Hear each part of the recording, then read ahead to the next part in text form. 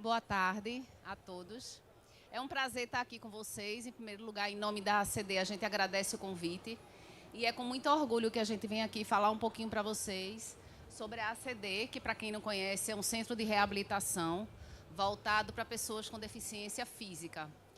A ACD ela tem um nome no Brasil todo. Nós somos hoje em 8 unidades, mas a ACD Pernambuco, que é essa que a gente vem hoje representar em loco aqui com vocês, tem 25 anos. Ela foi inaugurada em 1999.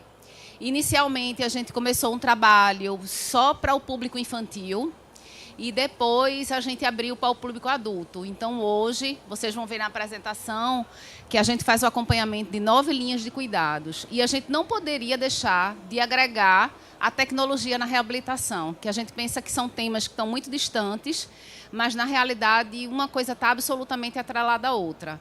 Hoje, a tecnologia ela entra para a gente não só na reabilitação em si, nas atividades motoras, na estimulação de linguagem, no acesso à tecnologia, como entra também na nossa oficina ortopédica, nos nossos produtos. E é isso que a gente vai conversar um pouquinho com vocês hoje. Eu espero que vocês gostem do que a gente está trazendo.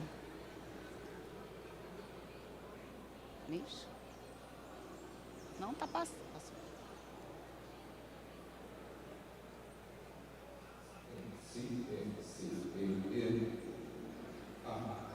Passou direto.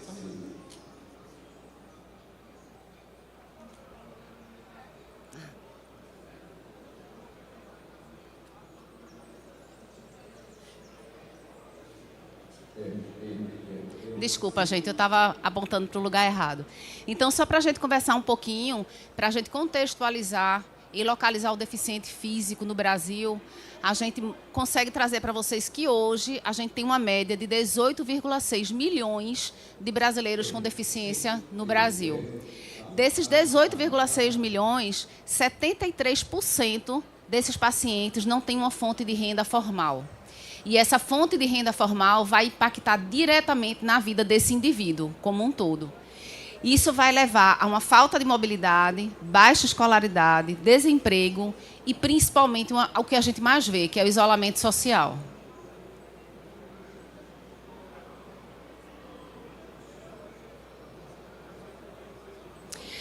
Falando um pouquinho da ACD como um todo, porque eu falei para vocês, a gente aqui está representando a ACD Pernambuco, mas a ACD ela é nacional. A nossa sede ela está lá em São Paulo, né, no Ibirapuera, onde a gente tem lá a presença do Hospital Ortopédico, que é o Hospital Abreu Sodré, que hoje é uma das maiores fontes de renda que a gente tem para a instituição, porque lá a gente faz grandes cirurgias ortopédicas. E o hospital tem o centro médico e o centro diagnóstico, isso na nossa unidade da Central, em São Paulo.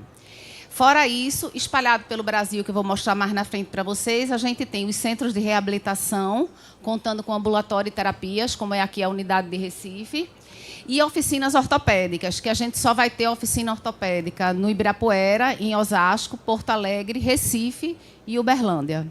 E nós temos também, agregado a tudo isso, um centro de ensino e pesquisa, porque uma das grandes missões da instituição não é só o atendimento e o acompanhamento desse paciente. A gente também está envolvido com publicação de pesquisa e com a parte de ensino para o aprimoramento de profissionais na área de reabilitação.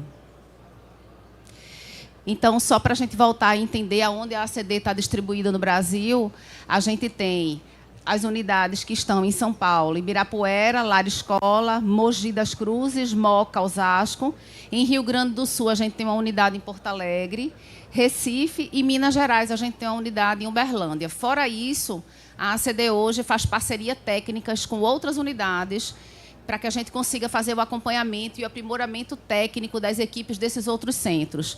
Então, hoje, cooperados conosco, nós já temos o Centro de Reabilitação da Santa Casa de Jequiá, na Bahia, o Instituto Baiano de Reabilitação, que é o IBR, a Associação de Reabilitação da Criança Deficiente em São Paulo e a Associação de Deficientes Físicos em Poços de Caldas.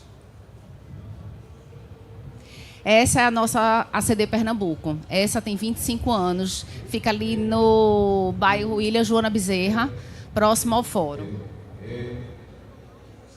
E, mais uma vez, agora a gente vai falar um pouquinho mais sobre a ACD Recife. Como eu falei, a gente completou agora, no dia 14 de maio, 25 anos. A gente conta com a presença de uma oficina ortopédica que Everton vai trazer para vocês, que hoje tem uma grande representatividade em produtos ortopédicos em todo o Norte e Nordeste. Nós fizemos, né, mas a gente faz essa média por ano de 127 mil atendimentos, 19 mil produtos são entregues, 58,7% do nosso público permanece sendo do infantil e 41,30% do nosso público agora é do adulto. Nós temos hoje 151 funcionários, fazemos uma média de 10 mil atendimentos ano e nós contamos com 100 voluntários que incorporam o trabalho da instituição junto com os funcionários. As especialidades terapêuticas que a gente tem é de fisioterapia, fisioterapia aquática, fonoaudiologia, pedagogia, psicologia, serviço social. A gente conta na unidade ainda com a presença de 7 médicos que se distribuem em fisiatria, ortopedia, neuropediatria. E a gente também tem uma enfermeira na unidade para fazer o apoio na reabilitação. Na prática, no nosso dia a dia, tanto para adulto quanto infantil, a gente faz o acompanhamento do que a gente chama de 9 linhas de cuidados.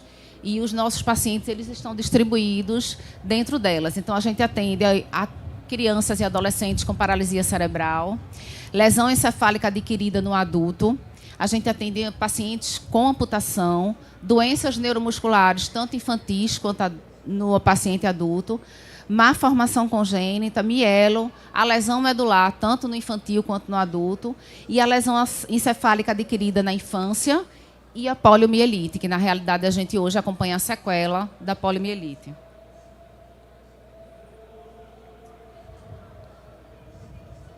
Aí a gente vai falar um pouquinho agora, né, do foco do nosso tema, que é como é que a gente usa a tecnologia na reabilitação. Então, a gente costuma dizer que a tecnologia ela vai estar para a gente na terapia motora, ela vai estar no incremento e na facilitação que a gente vai estar conduzindo com esse paciente para que ele consiga realizar as suas atividades de vida diária, no aprendizado e na comunicação. Além disso, a tecnologia, depois vocês vão ver com o Everton, vai estar presente na produção de órteses e próteses ou qualquer outro dispositivo que a gente utilize ou meio auxiliar para a reabilitação. Então, um dos grandes temas que a gente tem, que talvez não fique tão fácil, às vezes, da gente visualizar, é a reabilitação virtual. A reabilitação virtual nada mais é do que a gente utilizar jogos interativos e, através desses jogos interativos, a gente vai conseguir trabalhar com o paciente o objetivo que a gente quer. Tá? Então, eu posso favorecer uma amplitude de movimento, equilíbrio e flexibilidade. Às vezes, por um exemplo para a gente trazer na prática, um paciente com amputação, muitas vezes é difícil para ele descarregar peso no lado da prótese. E aí a gente consegue, através da reabilitação virtual, colocar o tipo de jogo e de trabalho que a gente quer, para a gente produzir com ele descarga de peso, para ele pegar através do jogo e ele conseguir fazer um alcance, aumentando a amplitude de movimento e, consequentemente, a gente melhora o equilíbrio. O controle de tronco, o alinhamento, o ortostatismo, que é o ficar em pé, e a marcha propriamente dita, podem ser trabalhados através de jogos, onde a gente consiga, através do jogo que a gente quer, induzir esse paciente a ele conseguir realizar coisas que, às vezes, no tablado, só com atividade física, fica mais difícil. Planejamento motor, porque através da interação com o jogo, ele vai ser, naquele momento, obrigado a conseguir realizar movimentos e ele vai precisar se antecipar para conseguir produzir aquilo. Então, ele vai incorporar o que a gente chama de planejamento motor através das conexões neuronais que ele vai fazer no cérebro. Planejamento de ritmo e velocidade, porque a gente vai conseguir, através do jogo, exigir a ele uma tarefa cronometrada com ritmo. E habilidades funcionais, tanto de membro superior quanto de membro inferior. A tecnologia também através de eletroestimulação, que não é choque elétrico. Tá? Na realidade, a gente tem um eletroestimulador, aliás, mais de um na unidade, mas a gente utiliza o que a gente chama de eletroestimulação neurotranscutânea, que nada mais é do que a gente colocar um eletrodo para ajudar esse paciente a fazer contração muscular na musculatura que ele quer. Obviamente, cada paciente é avaliado tem uma equipe multidisciplinar que avalia esse paciente desde a entrada até durante todo o período da reabilitação dele. E não são todos que fazem tudo isso, tá? A gente vai olhar o perfil, a idade, principalmente o objetivo motor. A gente pode, através da eletroestimulação, não só favorecer o relaxamento muscular, controle de dor e, principalmente, o nosso foco é o fortalecimento. Outras tecnologias que são muito utilizadas, né? Então, a gente vai ter aí nas AVDs, que são as atividades de vida diária. Então, é muito comum a gente ter relato de crianças que estão na idade escolar e elas não conseguem fazer acesso ao computador. Muitas vezes, o paciente ele não consegue tirar a tarefa do quadro, porque ele não tem uma função manual adequada. E a nossa principal tarefa é conseguir auxiliar esse paciente a ter uma vida dentro do cotidiano e da rotina dele adequada. Então, aqui a gente trouxe o exemplo para você de acionadores de baixo custo, que a própria equipe confecciona com o paciente. A gente tem ponteira. A gente pode confeccionar vários tipos de acionadores.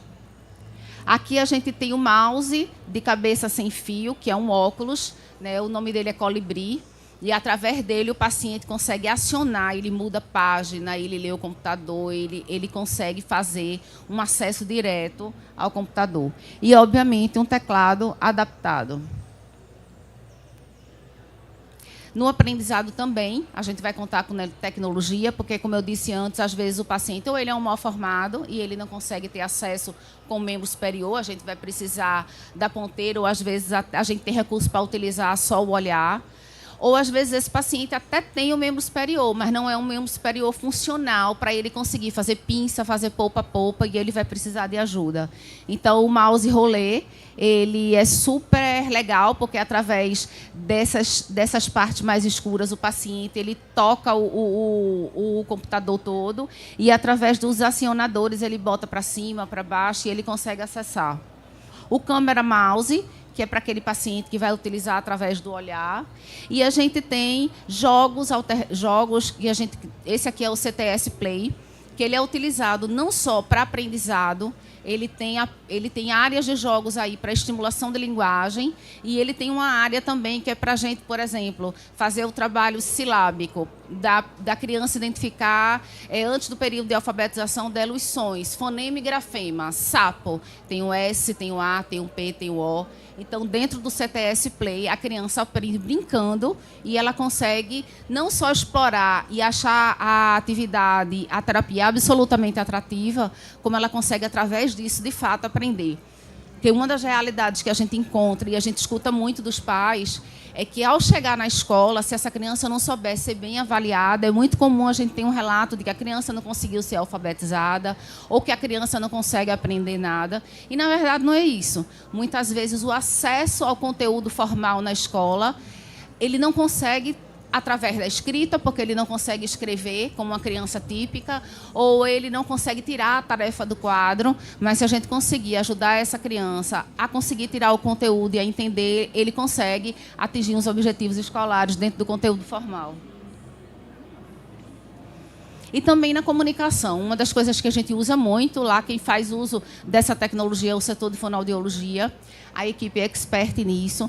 Então, um dos programas que elas mais usam é o Boardmaker. A gente já está lá na versão mais atualizada.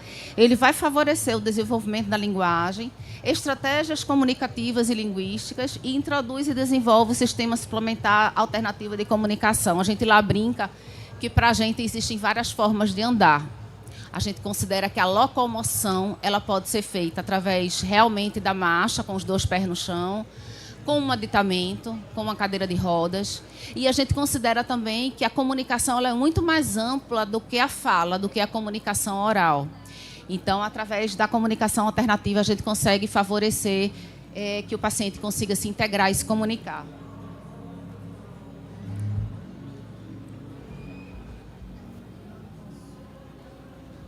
Boa tarde, pessoal. Também agradecer, assim como a Ana Patrícia agradeceu o convite de estar aqui. Antes de começar a minha parte, eu queria fazer algumas perguntas, 2 perguntas simples. Quem aqui é da área de saúde? Tem alguém? Poucos. A maioria é tecnologia. Alguns curiosos. E para ver quem estava prestando atenção. Qual o dado lá do primeiro slide sobre a quantidade de deficientes hoje no Brasil. Quem viu? 18,5. Então, são quase 10% da população brasileira que tem algum grau de deficiência. E quantos desses não têm renda? 73, um percentual extremamente elevado. Isso é um dado extremamente preocupante. Então, por que usar a tecnologia para esses pacientes? Qual o objetivo de usar? Vou falar de duas tecnologias que a gente vem utilizando na ACD. Existem inúmeras.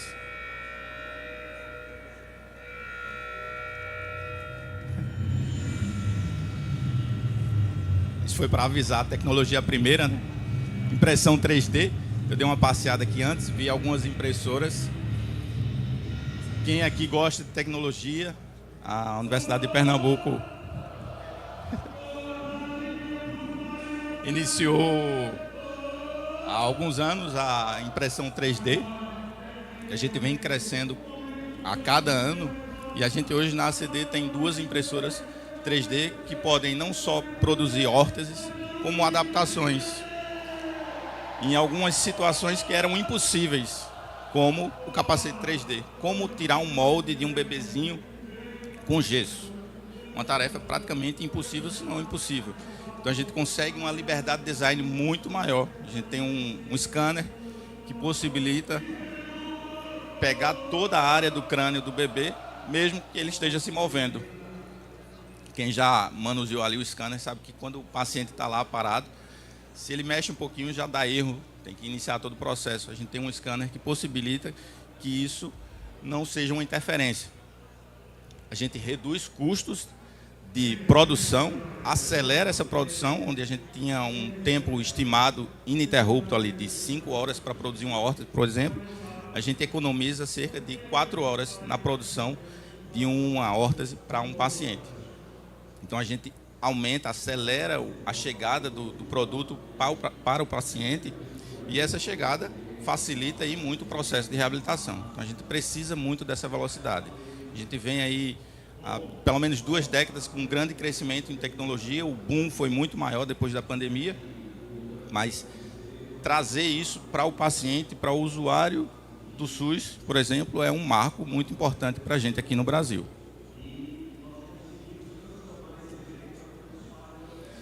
Outra tecnologia que a gente vai iniciar o uso dela, está em fase final já para iniciar, é a usinagem, que também facilita e muito a produção de órteses e os soquetes, os encaixes para a prótese, a interface humano-máquina, que vai se acoplar ali ao paciente e ao restante da prótese.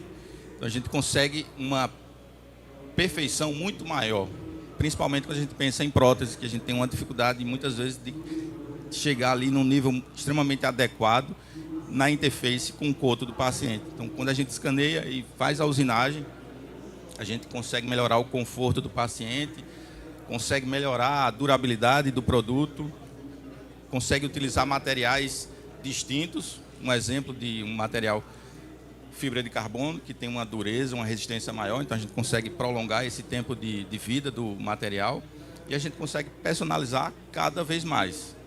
Antes, como eu falei, o processo de produção de uma órtese, de uma prótese, ainda é muito presente no Brasil, claro, mas era algo artesanal. O paciente chega, é retirado o molde com gesso, com atadura gessada, depois é preenchido com gesso novamente, com algum outro material, e depois o técnico tem que trabalhar.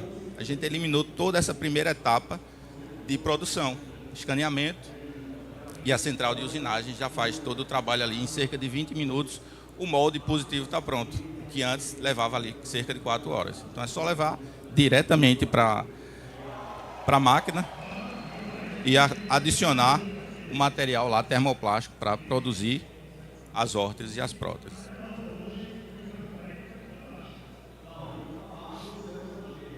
E por que, mais uma vez, usar isso no nosso paciente, na pessoa com deficiência? O objetivo principal é melhorar a qualidade de vida e inclusão social, como a Ana Patrícia já falou. A gente precisa encurtar esse caminho, trazer o paciente, o indivíduo, para a sociedade. Então, melhorar a facilidade de acesso para a escola, para a universidade, para um retorno à atividade laboral. Então, tudo isso é objetivo, um dos objetivos do uso da tecnologia. A gente facilita, acelera esse processo. Então, o objetivo se destrincha em melhorar a independência, então trazer ele de volta para o que ele era antes da lesão, ou tornar ele independente se a lesão começou ali na tenra infância. Melhorar a mobilidade, então fazer com que ele consiga sair do ambiente de casa, domiciliar, e ir para a sociedade. Isso vai melhorar a sua autoconfiança e também sua participação social, que é extremamente importante no processo de reabilitação. E o que esperar do futuro? Um futuro que eu costumo dizer que já é agora, o futuro é agora. Então a gente tem as últimas 2 décadas aí de grande crescimento e isso tem acelerado ainda mais. É uma necessidade de acelerar esse crescimento. Então a gente já tem muita pesquisa com biomateriais, materiais biocompatíveis, que são mais leves, trazem mais conforto para o paciente, diminui a quantidade de lesões. Então, a impressão 3D em 4D, na realidade ela é 3D, mas usa já materiais, vem iniciando a pesquisa, que se adaptam com água, com temperatura, com eletricidade. Então, ainda está engateando, digamos assim, mas é o futuro.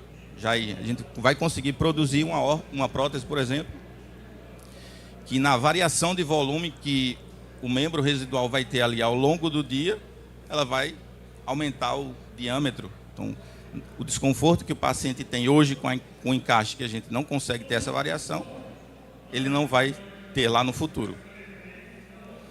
A realidade virtual, como a Ana Patrícia já falou, a gente pode produzir alguns equipamentos para auxiliar esse processo de ortopedia técnica e de reabilitação. Então, o treinamento cada vez mais personalizado para os pacientes e o uso de próteses inteligentes, que também já é uma realidade. Então, já tem sensores que são colocados na cabeça, ligados por wireless, e conseguem mover lá o membro, principalmente o membro superior do paciente. Nas próteses de membro superior, o índice de abandono é muito alto pelo peso, por características específicas da prótese, e com a impressão 3D, a usinagem e a inteligência artificial, a gente vai conseguir diminuir esse índice de abandono e tornar o paciente cada vez mais funcional, o usuário mais funcional. Alguns exemplos de sucesso que a gente já tem hoje.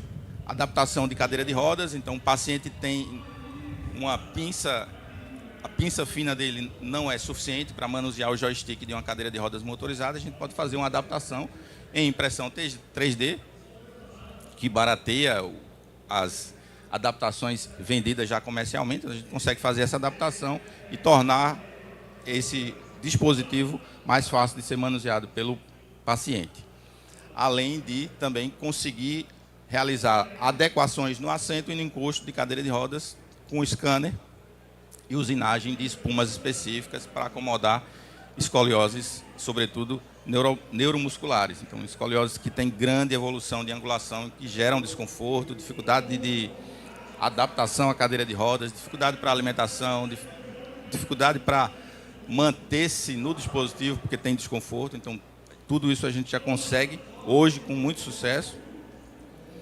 Mais precisão na produção de órteses e soquetes, os encaixes protéticos, como eu já falei, e a impressão 3D para próteses e órteses de membro superior, diminuindo o peso, aprimorando ali o tempo de uso desses dispositivos. E quais são os desafios que a gente tem?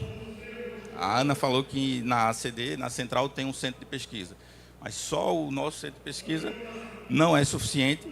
A gente precisa de incentivo de agências de fomento, de empresas privadas, para aumentar isso de uma forma geral no Brasil, não só a ACD, para reduzir o custo dessas tecnologias e aumentar o acesso aos usuários.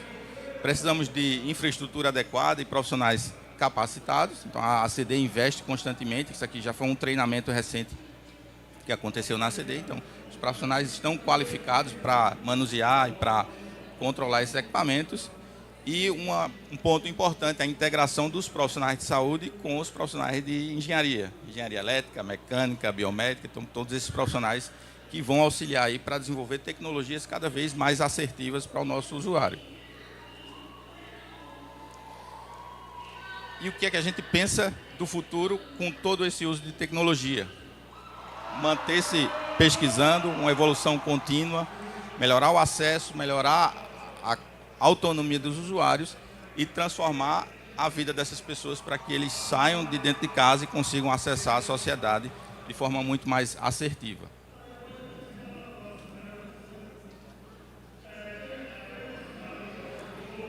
Acho que era isso que a gente tinha para passar. Quem quiser conhecer a instituição, e a gente está aberto para perguntas também.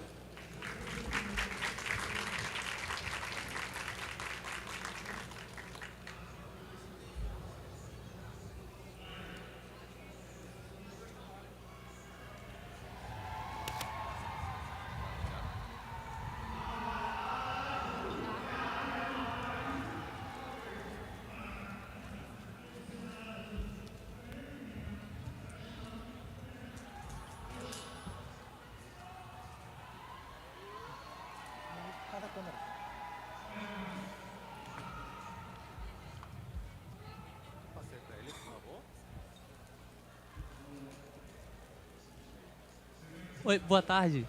Muito obrigado pela palestra, pela apresentação. Eu sou Denis, sou professor da Universidade Federal, trabalho no Departamento de Química e eu fiquei bastante curioso sobre o tipo de material que é utilizado para fazer a construção das próteses. Eu sei que quando você utiliza a impressora 3D e provavelmente para alguns tipos de materiais, há alguma necessidade para algumas próteses de uma melhor resistência à tração, à compressão, a cisalhamento, e tem materiais que são materiais usados para impressão que nem sempre garantem isso de certa forma. O que eu acho pode ser resolvido com a parte da usinagem para algumas peças, mas podem ser pesadas. Você falou que geralmente algumas próteses muito pesadas são muito desconfortáveis. Tem também, então, no caso, pesquisas para tipo de material diferente para essas, por exemplo, peças que fazem usinagem, materiais que são muito resistentes, mas mais leves? Joia. 2 pontos. A gente não usa a impressora para soquete, só para órteses. Então a gente faz o escaneamento do coto e ele é usinado em PU, sai um molde positivo, poliuretano, e desse molde positivo a prótese, o encaixe ele é produzido ou em um termoplástico, que é aquecido a cerca de 180 graus, reforçado com fibras de vidro e de carbono.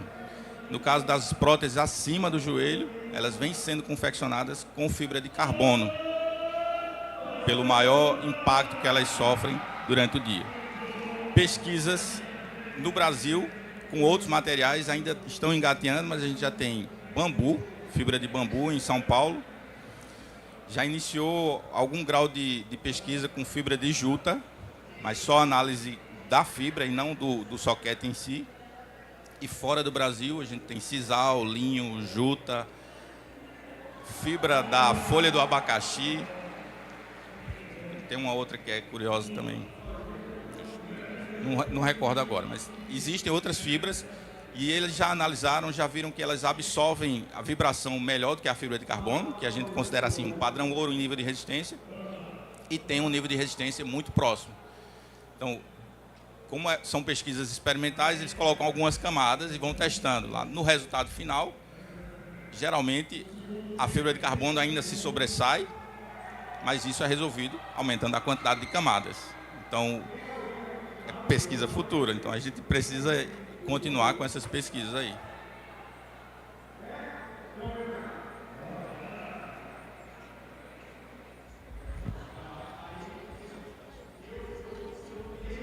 Boa tarde. Boa tarde. Eu queria perguntar se a reabilitação virtual ela é planejada para que os próprios indivíduos possam realizar do local que tiverem, sem ser sempre em centros da ACD. Oi, como é teu nome? João Vitor. João, a reabilitação é virtual. Lá na ACD ela é feita com acompanhamento terapêutico. Então, é um atendimento terapêutico, feito por uma fisioterapeuta ou por uma terapeuta ocupacional, a depender do objetivo. O Como eu disse no início, o paciente ele é avaliado e, a depender do objetivo, a gente vai ver qual é o jogo que vai ser ofertado e qual é o profissional que vai acompanhar. Porque a gente precisa direcionar o que ele vai estar fazendo, né? Não é só colocar um paciente para jogar, enfim, e ele ir para o lado só, não é isso, né? Então, na realidade, a gente vai programar o que o jogo tem como recurso para o que a gente quer como objetivo e o terapeuta está do lado acompanhando.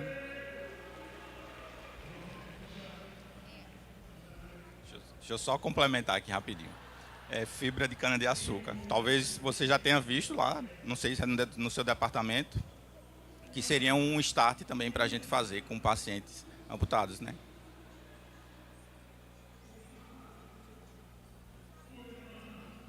Obrigado, pessoal.